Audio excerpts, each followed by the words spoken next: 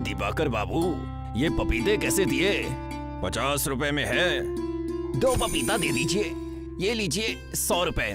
दिवाकर के पास ग्राहकों की कमी नहीं है, पर उसी के बगल में ठेला लगाए बैठे भैरव के पास दिन में 1-2 ग्राहक ही आते हैं, क्योंकि भैरव फल और सब्जियां उगाने के लिए रासायनिक खाद का इस्तेमाल करता है, जिससे उसकी उगाई चीजें अच्छी नहीं होती और उसकी आमदनी भी कम होती है, और इसी वजह से वो दिवाकर से जलता है।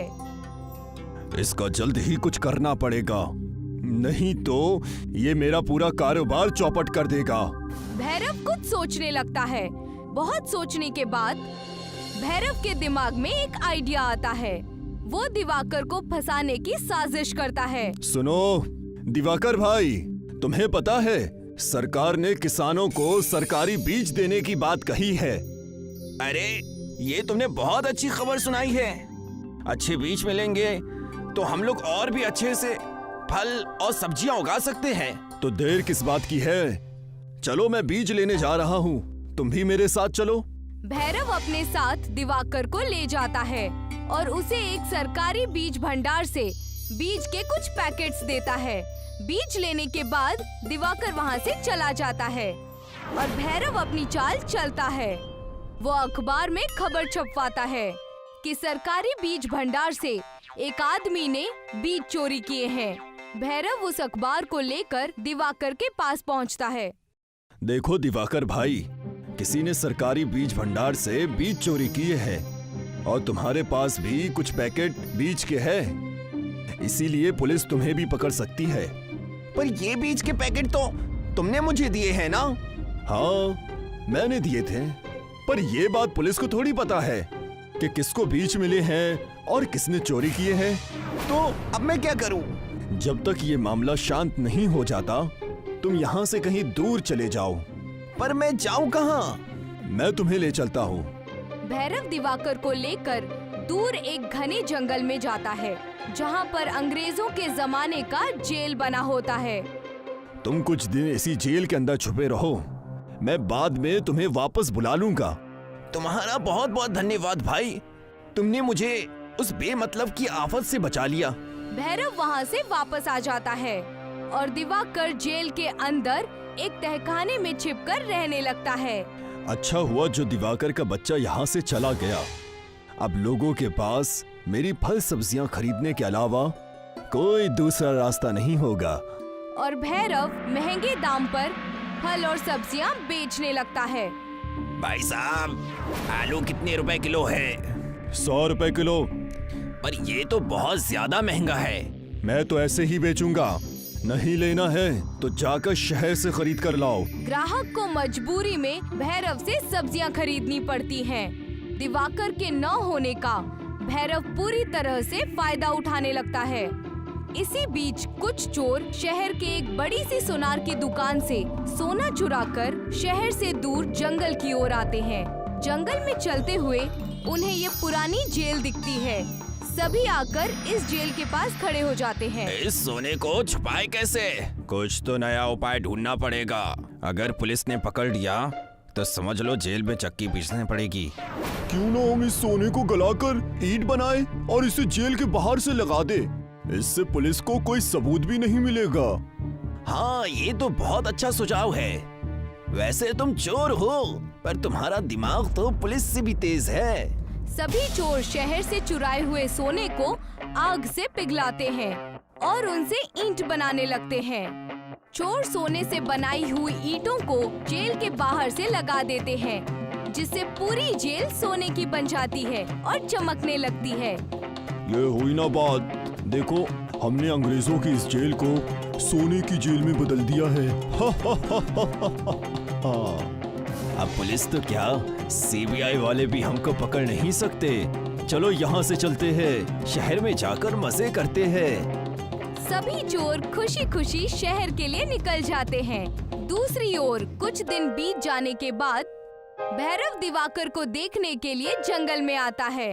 वो जेल के अंदर जाता है और जोर से आवाज लगाता है, बाहर आ जाओ दिवाकर भाई, मैं भैरव हूँ। भैरव की आवाज सुनकर दिवाकर जेल के तय खाने से बाहर आता है। अच्छा किया भाई, जो तुम मुझसे मिलने आ गए, नहीं तो मैं यहाँ पर घुट घुट कर मर ही जाता।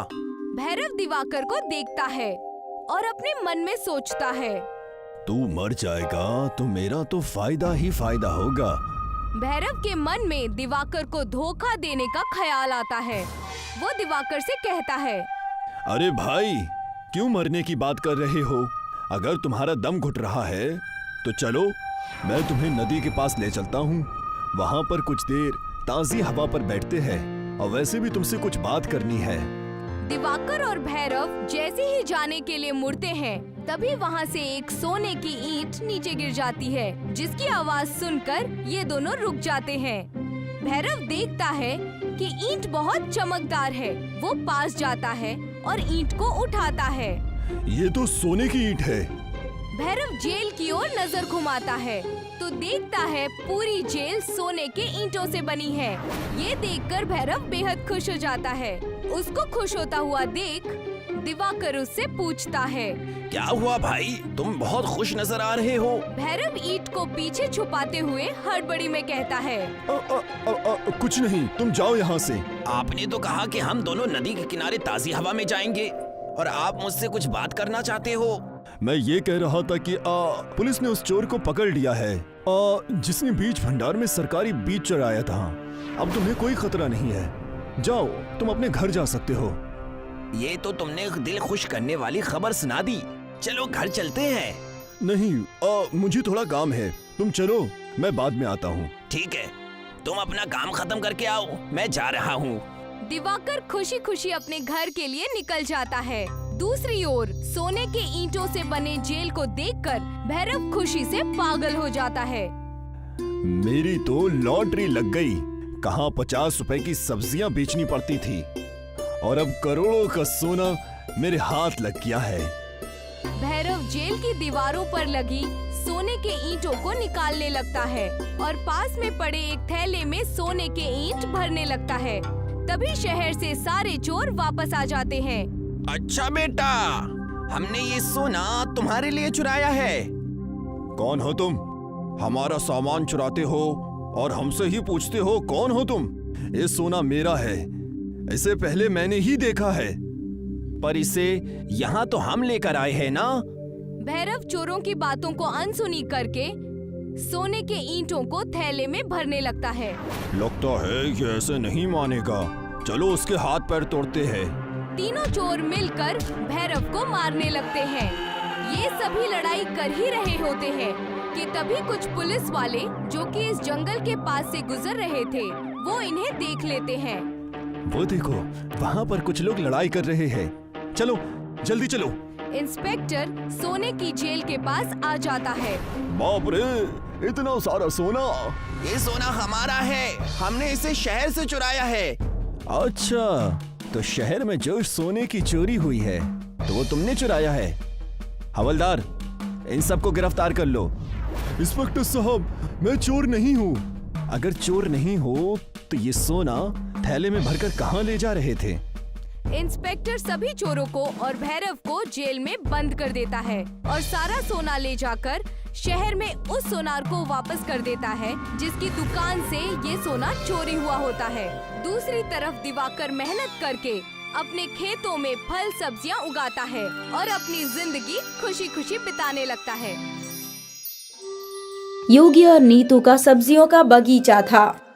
दोनों मिलकर सब्जियां उगाया करते थे और फिर बाजार में ये सब्जियां फरोख्त किया करते थे।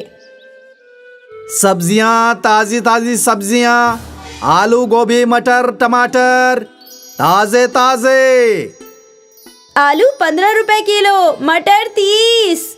उनकी ताजी सब्जियों की बाजार में अच्छी मांग थी। कुछ ही देर में उनकी सारी सब्जियां खत्म हो जाया करती थी और वो लोग घर लौट जाया करते थे। घर पे उनकी बेटी रानी उनका इंतजार किया करती थी। रानी बीमार थी, इसलिए वो ज्यादा से ज्यादा वक्त आराम ही किया करती थी।